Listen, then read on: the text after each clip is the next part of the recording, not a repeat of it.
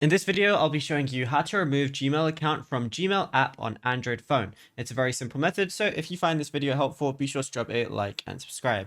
Now, removing a specific Gmail account from the app on Android is a quick process, and account management is centralized in the system settings, so removing it from the Gmail app effectively logs you out of the account across all Google services.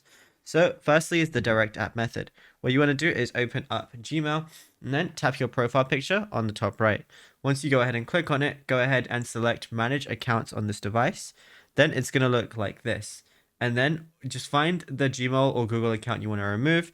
So I'm going to go ahead and click that. And then you're going to see the remove account button. Then tap remove account one more time to finalize. And as a result, the account is gone from the Gmail app, but your emails remain safely stored in the cloud, of course.